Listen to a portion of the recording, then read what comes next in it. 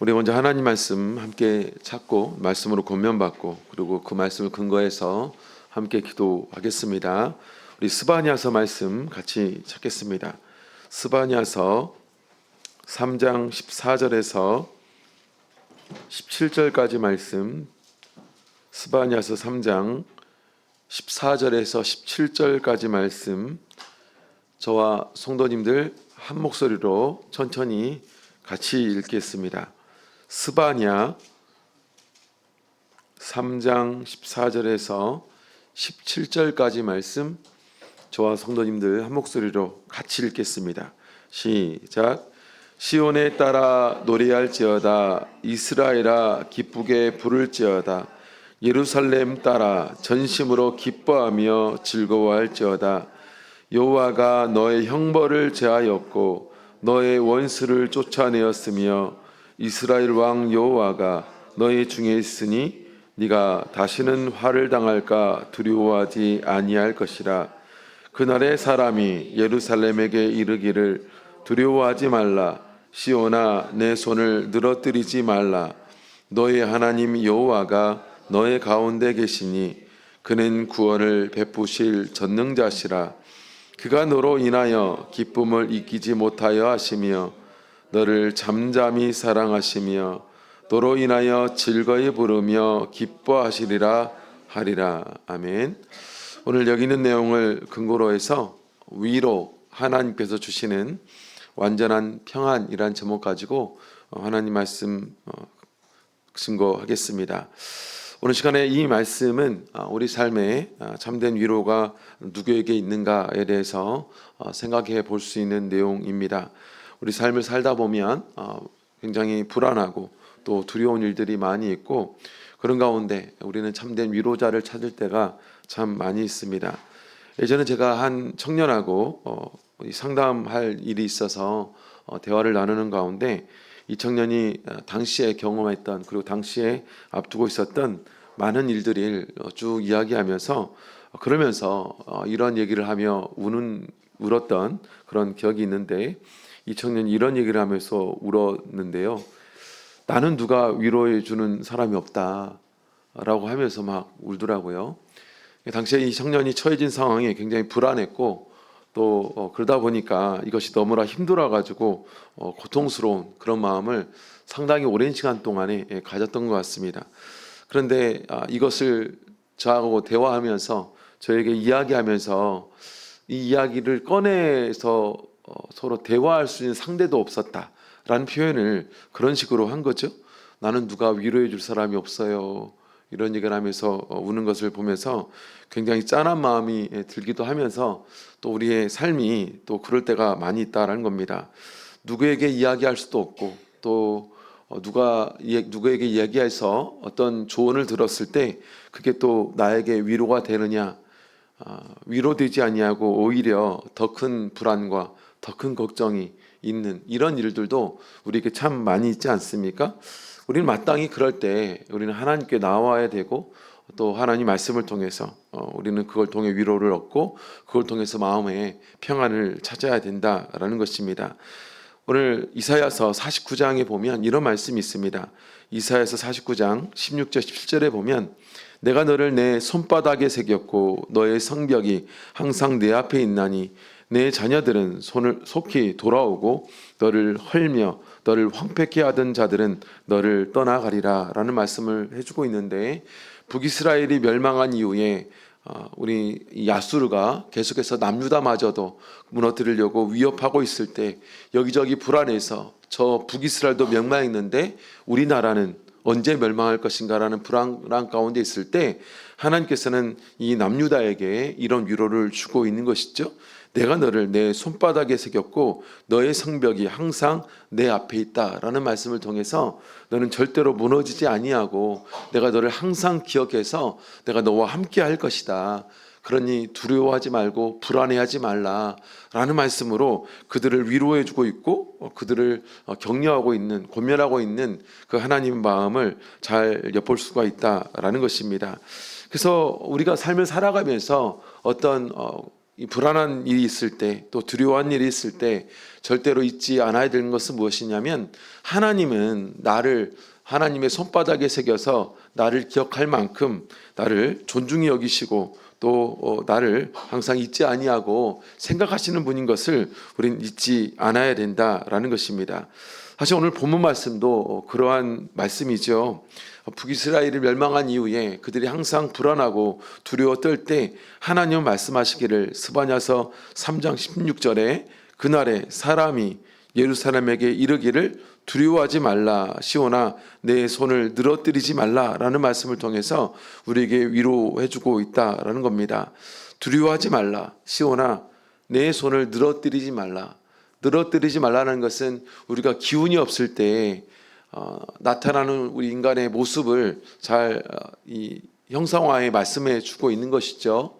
힘이 없을 때 우리는 이렇게 손을 늘어뜨리잖아요. 마치 내가 가진 힘이 다 떨어졌다라고 말하는 겁니다. 그럴 때 사람들이 말하기를 기운을 내, 힘을 내, 내가 도와줄게, 힘을 내. 어떤 이런 격려의 말이 바로 네 손을 늘어뜨리지 말라라는 표현으로 우리에게 주고 있다라는 것입니다. 그래서 14절에 보면 시온에 따라 노래할지어다 이스라엘아 기쁘게 부를지어다 예루살렘 따라 전심으로 기뻐하며 즐거워할지어다. 즉 시온 그리고 이스라엘 예루살렘 딸 다 남유다 하나님 백성을 말해 주고 있는 것이죠. 하나님의 백성들아, 하나님의 사람들아, 성도들아, 노래하고 기뻐하고 즐거워해라. 근데 노래하고 기뻐하고 즐거워할 만한 때였느냐? 그렇지 않았다라는 겁니다. 당시에 남유다의 시대적 배경이 굉장히 힘든 때였다라는 것이죠. 말씀드렸던 것처럼 북이스라엘은 멸망했습니다. 북이스라엘이 어떻게 멸망했냐면 바로 아수르라는 나라는 거대한 나라가 그 나라를 멸망시켰고 이제는 남유다도 위협하는 그런 상황 가운데 있는 것이 그 정치적인 당시의 상황이었다라는 것입니다. 그러면 그 나라를 좀 하나님의 믿음에 충만하고 또 뭔가 경험이 충만한 그런 능력 있는 왕이 이 위기를 모면할 수 있으면 얼마나 좋겠습니까? 그런데 그러지를 못했습니다. 당시에 이 나라를 맡은 왕이 요시야였는데 당시 요시야 왕의 나이가 8살이었습니다. 그러니까 유다 백성의 입장에서 이런 위기 가운데 좀 이런 풍파를 헤쳐나갈 수 있는 능력 있는 왕이 되어야 되는데 8살밖에 되지 않는 왕이 뭘 할 수 있을 것인가? 심지어 이런 상황에서는 이제 사람이 아니라 하나님을 의지할 수밖에 없는 상황이지 않습니까? 그런데 아무리 생각해봐도 하나님이 우리나라를 도와줄 수 있을 것인가? 당시 요시야가 왕이 되기 전에 그 아버지인 아몬의 아버지인 므낫세는 55년 동안 통치했고 아몬이 2년 동안 통치했는데 므낫세와 아몬이 통치하는 이 시기에 가장 남유다는 우상으로 득실됐던 때였습니다. 하나님 앞에 끊임없이 죄를 쌓았던,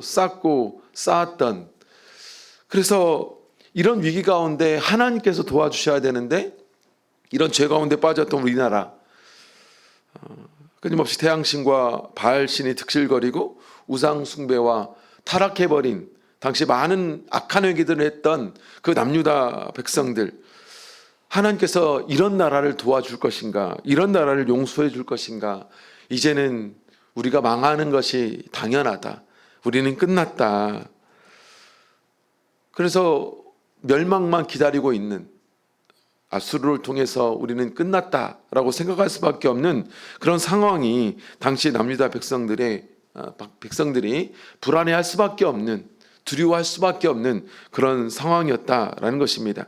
그런데 하나님께서는 그런 이 남유다 백성에게 즐거워해라, 기뻐해라,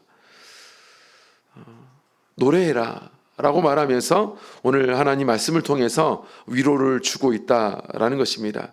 그래서 오늘 시간에는 이 말씀을 통해서 우리 삶에 여기 있는 남유다 백성들이 가질 수 있는 그런 많은 괴로움과 또 두려움과 불안한 가운데 우리도 놓일 수 있고, 사람으로는 도저히 기댈 수 없는 그런 상황 가운데 놓일 수도 있다라는 것이죠. 그런 가운데 우리가 한없이 두 손 늘어뜨리고 이제는 끝났다 라고 두 손 내려놓고 그냥 포기하고 있는 것이 아니라 우리는 하나님을 기대할 줄 알아야 된다. 이걸 잘 우리에게 말씀해 주고 있다라는 것이죠. 그래서 우리는 참된 위로자는 하나님밖에 없다라는 것을 잊지 않고 하나님 앞에 나와서 하나님을 통해 공급되어지는 참된 위로로 평안을 누릴 줄 알아야 된다라는 것입니다. 그렇다면 하나님께서는 어떻게 이 남유다 백성들에게 위로를 주고 있을까요? 몇 가지 내용으로 같이 살펴보고 기도하겠습니다. 먼저 첫 번째는 하나님께서는 그들의 죄를, 즉 우리의 죄를 용서해 주시는 분이다라는 것이죠. 하나님께서는 우리의 죄를 용서해 주신다. 스바냐서 3장 15절 말씀을 다시 한번 읽겠습니다. 스바냐서 3장 15절 함께 읽겠습니다. 시작. 여호와가 너의 형벌을 제하였고 너의 원수를 쫓아내었으며 이스라엘 왕 여호와가 너의 중에 있으니 네가 다시는 화를 당할까 두려워하지 아니할 것이라. 우리가 화를 당할까 두려워하지 않을 수 있는 이유는 바로 너의 형벌을 제하였다. 너의 형벌을 제하였다. 우리가 가진 죄를 하나님 용서해 주심을 통해서 그 두려움을 하나님께서 탕감시켜 주셨다. 하나님께서는 이 남유다 백성에게 므낫세와 아몬의 그런 끔찍한 죄로 고통받고 두려워하는 그들에게 너의 형벌을 내가 제해 줄 거야. 즉 너희를 내가 용서해 줄 거다. 탕감 선언문 같은 말씀이지 않습니까? 우리가 세상을 살아가면서 때때로 위축되고 움츠러들 때가 있습니다. 그 중에 가장 큰 이유는 무엇이냐면 우리 마음 가운데 이 죄의 문제이죠. 우리가 죄를 지으면 죄의식 가운데 불안할 수밖에 없습니다. 하나님께서 나를 혼내시진 않을까. 그럼 마땅히 우리는 하나님 앞에 나와서 그 죄를 구하고 용서를 구해야 되지 않겠습니까? 그런데 때로는 이것이 내 마음을 억누르고 그것 때문에 위축되어서 하나님도 나를 도와주지 않을 거야 라고 하면 참 괴로울 수밖에 없는 것이 우리의 두려움, 불안함이지 않겠습니까? 예전에 제가 한 교회에 목회할 때 이 교회 좀 좁아서 우리 어린아이들이 목양실에 와서 놀 때가 많았던 적이 있었습니다.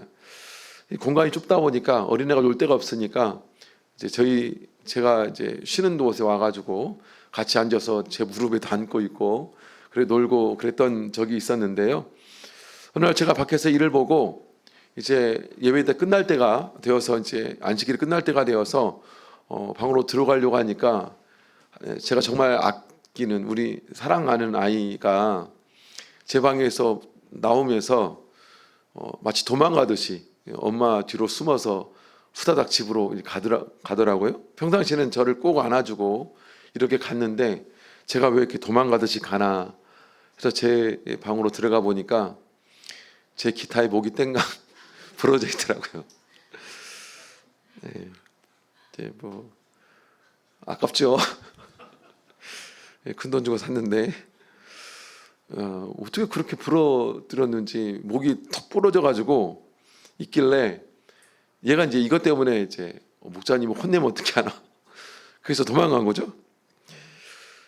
그래서 이 아이가 이제 다음에 우리 저녁 예배 때 엄마와 함께 왔는데 보통 이제 얘가 교회 오면 얘 이름이 인우인데 인우야 하고 팔을 이렇게 벌리면 후다닥 뛰어가서 저를 탁 안아주거든요.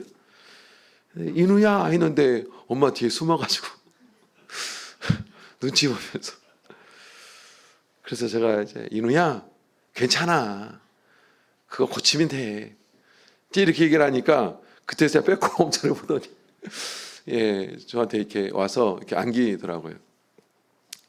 이게 이제 불안함이죠. 사실은 잘못을 하면 불안함이 있습니다. 저희 어머니가 굉장히 무서운 분이거든요. 제가 한번 거짓말 한번 했다가 어머니가 우산으로 저를 때렸는데 우산이 완전히 그냥 이렇게 흔적 없이 정도로 제가 맞았어요. 그래서 제가 이제 불안하잖아요.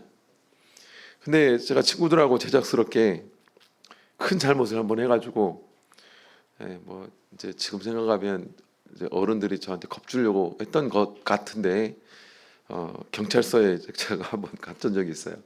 초등학교 저학년 때. 큰 말썽은 아니고요.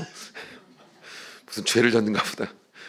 근데 이제 어머니도 이제 소환돼서, 어른들하고 소환되고 친구들하고 문제가 생겨가지고 어른들이 소환된 겁니다.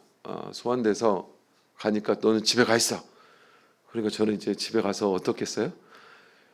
이제 죽었다. 이제 큰일 났다. 벌벌벌 떨고 있는 거죠. 벌벌벌 떨고 있는데 어머니가 오셨어요. 그리고 제가, 어머니가 말도 안 하셨는데 제가 무릎을 탁 꿇고 가만히 있는데, 야, 너 뭐 잘못했는지 알아? 네. 뭐 잘못했어? 제가 얘기를 하니까, 됐어, 들어가 쉬어라. 그러시더라고요. 그때의 그 마음이 얼마나 그 후련한지.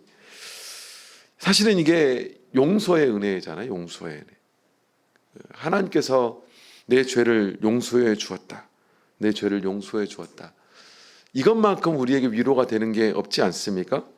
사실 이스라엘 백성도 사실 마찬가지죠. 이스라엘 백성들에게 준 그 은혜, 사실 내가 너희를 용서해 주겠다. 용서해 주겠다라는 것은 바로 하나님과의 관계가 회복되는 거지 않습니까? 누가복음 15장에 보면 바로 죄지은 둘째 아들에 대해서 말씀해 주고 있고, 아버지를 떠난 둘째 아들, 아버지에게도 죄를 짓고 또 세상에서 많은 죄를 하나님께 지은 이 둘째 아들이 많은 것을 잃어버리고 나서야 돌아오려고 할 때, 이제는 부끄러워서 죄스러워서 우리 아버지 앞에 아들로는 설 수 없다, 종밖에 할 수 없어 라고 하는 그런 뉘우치는 마음으로 자기 아버지께 돌아왔을 때, 아버지는 어떻게 그 아들을 맞이합니까? 누가복음 15장 20절에 보면 이렇게 말씀하고 있어요. 이에 일어나서 아버지께 돌아가니라.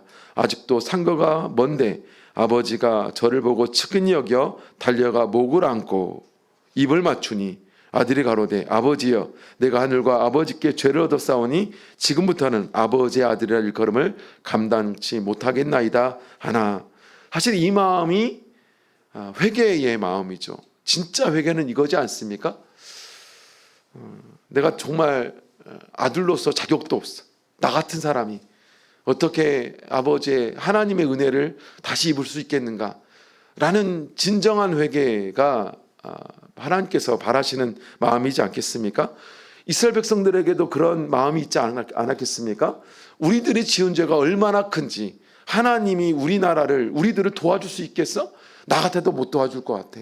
이렇게 큰데, 이렇게 죄가 많은데 어떻게 하나님께서 이걸 용서해 줄 수 있겠어? 정말 죄스러워서 도저히 고개를 들 수 없는, 이게 진짜 회개지 않습니까? 떳떳하게 고개 들고 하나님 이거 용서해 줘야지, 하나님이면 이거 해줄 수 있는 거 아니야? 라고 하는 것이 회개는 아니지 않습니까? 그래서 우리는 진정한 회개가 있어야 되죠.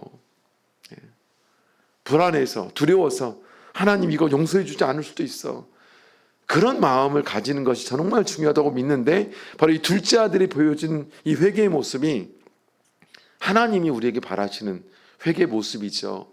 그럴 때 하나님이 두 팔 벌리고, 그럴 때 하나님이 안아주시고, 그럴 때 내가 너를 용서해 줄 거야. 어떻게 네가 내 종이냐, 내 아들이지 라고 말하면서, 우리 누가복음 15장 22절에서 24절에 보면, 아버지는 종들에게 이르되 제일 좋은 옷을 내어다가 입히고 손에 가락지를 끼우고 발에 실을 신기라. 그리고 살진 송아지를 끌어다가 잡으라 라고 말씀하시면서, 회개한 그 아들을 맞이하며 하나님도 즐거워하는, 이게 하나님께서 우리에게 원하시는 회개이고, 또 우리 또한 하나님의 그 크신 넓은 마음으로 용서해 주는 용서의 은혜인 것이죠. 그래서 우리가 하나님 앞에 나와서 하나님께 용서를 구할 때, 이런 진정한 회개의 마음으로 용서를 구할 때 하나님께서는 그런 우리의 마음을 알아주시고 우리로 용서해 주시는 은혜를 주시는 것, 그것이 가장 큰 은혜입니다. 살면서 우리가 누릴 수 있는 가장 큰 은혜, 하나님께서는 그것을 통해서 우리에게 위로를 주신다는 것이죠. 그걸 통해서 평안을 누리는 것입니다. 그리고 두 번째 말씀해 주는 것은 무엇이냐면 하나님께서는 우리와 함께 해주신다. 하나님께서는 우리와 함께 해주신다. 읽었던 15절 하반부에 보면 이스라엘 왕 여호와가 너희 중에 있으니 라고 말씀하시면서 또 17절에도 이렇게 말씀하고 있습니다. 너의 하나님 여호와가 너의 가운데 계신다. 너희 가운데 계신다 라고 말씀해 주고 있는 것이죠. 하나님께서는 너희를 떠나지 않는다라고 말씀해 주고 있는 것입니다. 어떤 상황 가운데 있다 할지라도 떠나지 않는다. 우리가 삶을 살면서 참 불안할 때가 많이 있는데 어떨 때 불안하냐? 하나님이 우리와 함께 하신다는 믿음이 없을 때입니다. 예전에 제가 저희 누나 아들, 조카죠. 조카가 저희 집에서 저희 어머니 손에 키워줄 때가 있었는데 이 아이가 초등학교를 다녔습니다. 제가 예전에 이제 조그만 오토바이를 끌고 다녔을 때가 있었는데 어느 날 일요일에 이 조카를 뒤에 태우고 이 아이와 함께 이렇게 어디 골목길에 이렇게 가고 있었는데 뭐 도란도란 이런저런 얘기를 하고 다니지 않겠습니까? 근데 이 아이가 앞에 어떤 아이를 보더니 뒤로 숨고 아빠 삼촌 빨리 가 그러길래 얘가 왜 저러나 해서 가만히 보니까 그 앞에 있는 아이가 좀 등치가 좀 커요. 근데 얘가 이 아이로부터 좀 괴롭힘을 당했던 것 같습니다.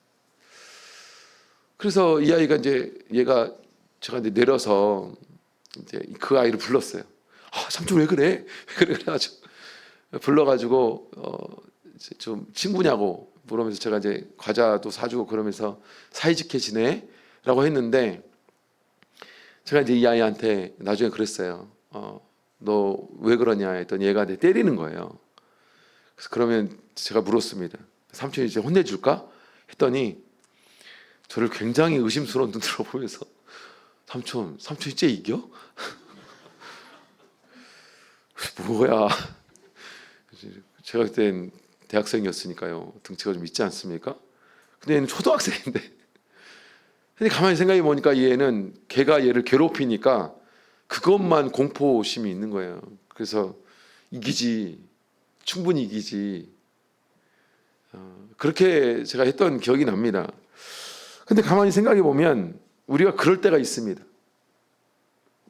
주어진 상황이 너무 크다 보니까 하나님이 그거보다 큰지를 잘 몰라요.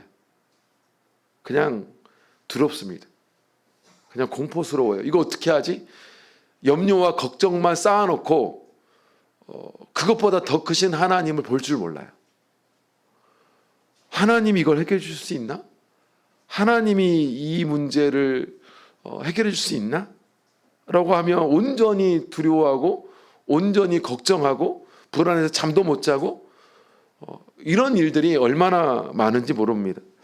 요한복음 14장 16절에서 18절에 보면 이렇게 말씀하고 있습니다. 내가 아버지께 구하겠으니 그가 또 다른 보혜사를 너희에게 주사 영원토록 너희와 함께 있게 하시리니 저는 진리의 영이라. 세상은 능히 저를 받지 못하나니 이는 저를 보지도 못하고 알지도 못함이라. 그러나 너희는 저를 아나니 저는 너희와 함께 거하시며 너희 속에 계시겠습니다. 내가 너희를 고아와 같이 버려두지 아니하고 너희에게로 오리라. 이 말씀은 참 우리에게 위로가 되는 말씀이지 않습니까? 예수님께서는 제자들 떠나시면서 말씀하시기를 내가 다시 올 거다. 내가 너희를 고아처럼 버려두지 않아. 너희와 함께 할 거야. 내가 너희를 고아처럼 버려두지 않아. 고아의 가장 불쌍하고 안타까운 일이 무엇입니까? 울타리가 없잖아요. 보호자가 없습니다. 울타리가 없다는 것이 얼마나 불안한 일인지 모릅니다. 부모가 있다는 가장 큰 안정감은 무엇입니까? 울타리잖아요. 부모님은 울타리입니다. 어떤 위협하는 요소를 넘지 못하도록 든든히 지켜주는 울타리. 그냥 둘러져 있는 것만으로 그 안에 평안을 누리고 그 안에서 참된 안식을 누리는 그게 부모라는 존재잖아요. 저는 그래서 울타리라고 믿거든요. 그게 담 같은 역할이잖아요. 근데 하나님께서는 우리를 그런 존재로 그래서 우리가 하나님이 함께 하신다, 언제나 내 울타리처럼 든든하게 나를 지켜주신다 라는 믿음이 내 안에 있으면요, 불안하지 않습니다. 두려워하지 않아요. 그것이 무엇입니까? 하나님이 함께 하시는 한, 하나님이 함께 하시는 한 나는 어떤 곳에도 두려워하지 않는다. 이게 우리의 믿음이지 않습니까? 그래서 하나님께서는 우리에게 분명히 말씀해 주고 있습니다. 너의 하나님 여호와가 너의 가운데 계시니 그는 구원을 베푸실 전능자다. 전능자.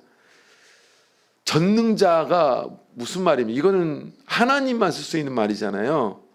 전능자. 모든 것이 능한 자라는 거잖아요. 이 세상에 어떤 사람이 모든 것에 능한 자가 있습니까? 어떤 대상이 모든 것에 능한 것이 있어요? 재물이 그럴 수 있습니까? 어떤 힘이 그럴 수 있습니까? 명예가 그럴 수 있어요? 하나님은 전능자입니다. 모든 것에 능한 자. 그렇다면 우리의 모든 것을 감당하실 수 있는 분이지 않습니까? 그러면 우리의 불안하고 두렵고 또 염려되는 일을 누구한테는 놓을 수 있어요? 하나님 앞에는 내려놓을 수 있지 않습니까? 그래서 우리는 항상 우리와 함께 하시는 하나님이 우리를 둘러치고 있고 나를 떠나지 않고 고아처럼 버려두지 않는 하나님 마음을 우리가 헤아린다면 우리는 염려하지 않고 그것을 위로 삼으셔야 됩니다.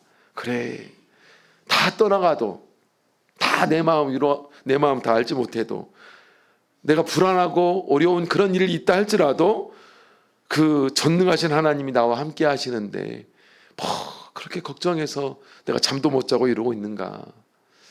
그게 우리의 큰 힘이죠. 큰 힘이죠. 모쪼록 앉아 계신 우리 성도님들과 제가 그걸 통해서 위로를 얻기 바랍니다. 마지막 세 번째로는요, 하나님이 아직도 여전히 우리를 사랑하시는 분이기 때문에 우리는 그걸 통해서 위로를 얻을 수 있다라는 것입니다.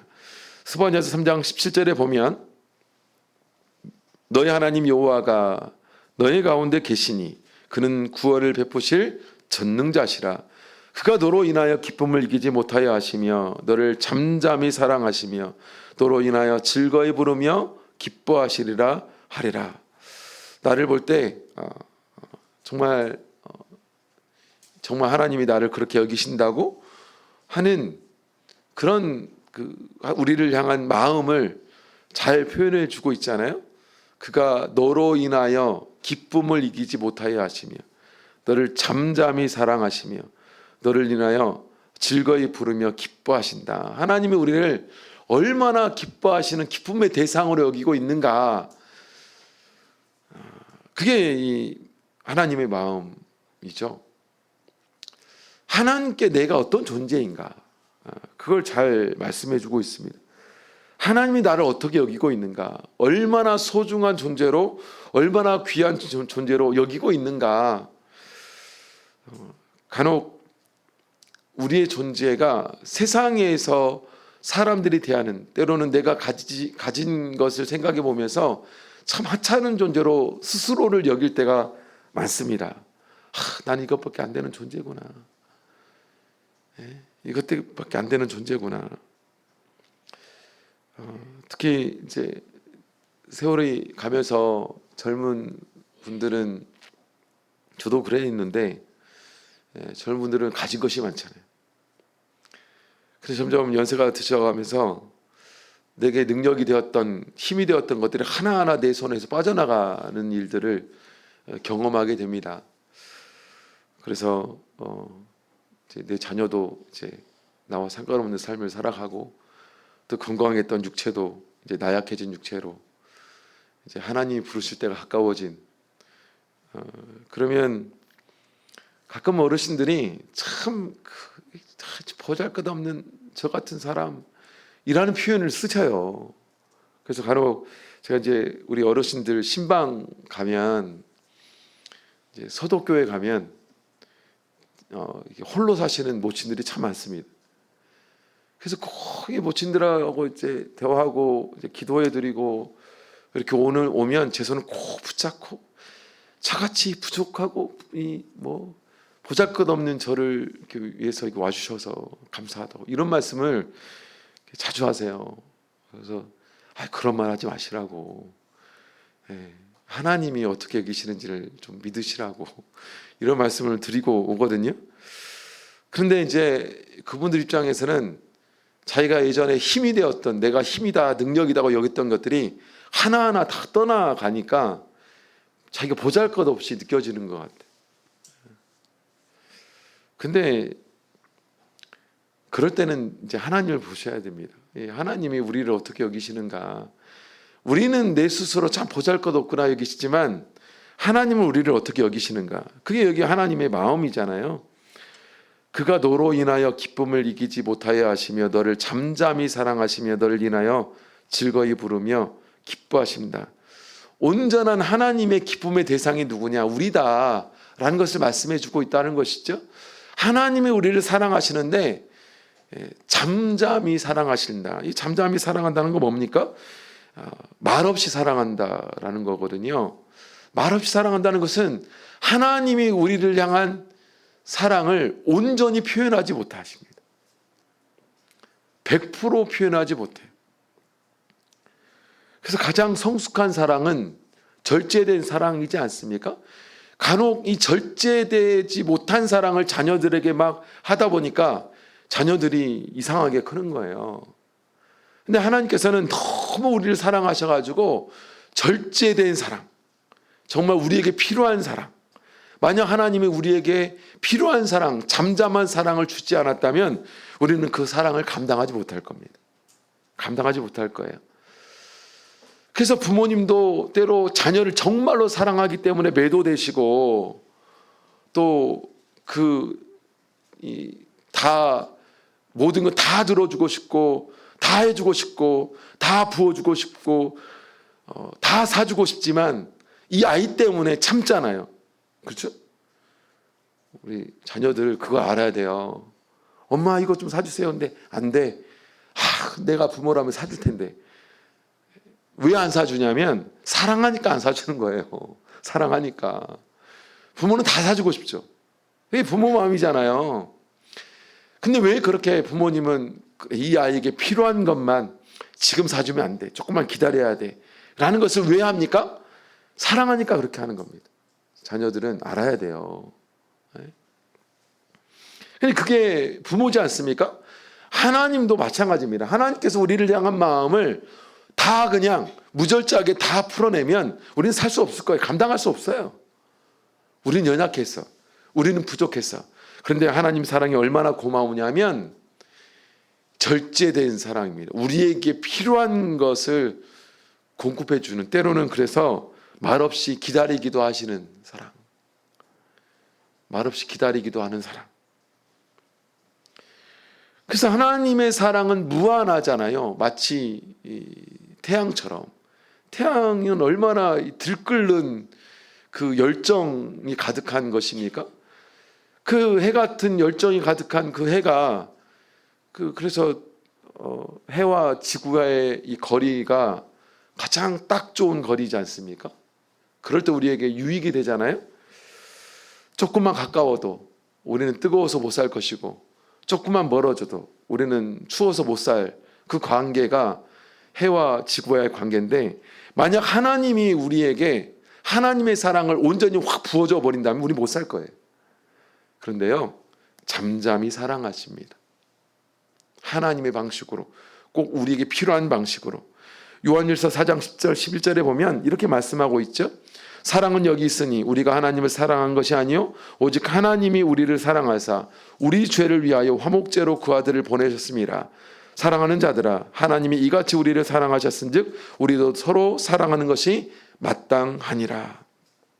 하나님께서 전적으로 우리를 사랑해 주셨고, 그 사랑의 방식은 바로 우리의 죄를 위해서, 우리의 죄를 용서해 주시기 위해서 온전한 희생으로 이 땅에 오셔서 우리를 위해서 죽어주시는 사랑인 것을 말씀해 주고 있습니다. 그러면 이 세상에서 많은 것들이 내 마음대로 되지 아니하고 내가 불안하고 두렵고 또 많은 것들이 내 손에 빠져나가서 이제는 내게 보잘것없는, 이제는 끝났구나라고 할 때 하나님이 나를 사랑하신다는 것을 떠올리셔야 되고, 그 하나님의 사랑을 우리는 바라볼 줄 알아야 됩니다. 다 사랑하지 않아도, 심지어 나도 나를 사랑하지 않아도 하나님이 나를 사랑하시는데 라는 믿음, 그 하나님의 사랑은 어떻게 우리에게 전해주고 있느냐? 자신의 목숨을 내어주는 사랑이잖아요. 예? 그것처럼 위대한 사랑이 어디 있습니까? 그래서 우리는 이 사랑을 기억하셔야 됩니다. 그래서 우리는 기운을 내야 됩니다. 하나님이 이처럼 나를 사랑하시는데 어떻게 두 손 쭉 들어드리고 끝났다, 나는 뭐 이 세상에 끝났어, 어떻게 우리가 그렇게 살아갈 수 있냐는 것이죠.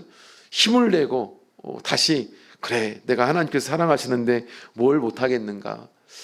그래서 스바냐의 이 하나님의 마음을 온전히 전해주는 이것이 위로가 되어서 남유다 백성들은 힘을 내었던 것 같습니다. 그래서 요시야 왕 때 개혁운동을 펴지 않습니까?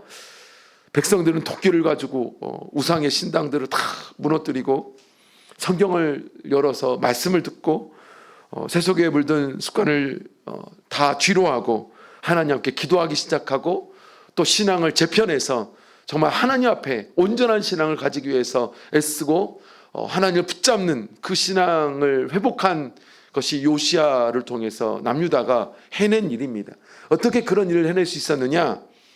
이 스바냐의 이 말씀이 그들에게 힘이 되었고 능력이 되어 기운을 내서 그들은 그 개혁운동을 성공해 내었다. 우리 삶도 분명히 그럴 수 있다. 하나님께서는 그러라고 우리에게 이 위로의 메시지로 이 말씀을 주고 있고, 사람들로는 절대로 위로될 수 없는, 벌어진 상황으로는 절대로 우리가 위로될 수 없는 이런 상황이 벌어진다 할지라도 하나님 이 말씀을 통해서 우리가 위로를 얻어서 누구도 줄 수 없는 하나님께로만 공급되어지는 완전한 평안 가운데 삶을 살아가라고 하나님은 우리에게 이 말씀을 전해주고 있는 것입니다. 모쪼록 이 말씀이 우리에게 큰 위로와 능력이 되어서 어떤 상황 가운데서도 이 말씀 붙잡으시기 바랍니다. 이 말씀 붙잡으면요, 새롭게 힘이 나요. 그래, 할 수 있지, 할 수 있지.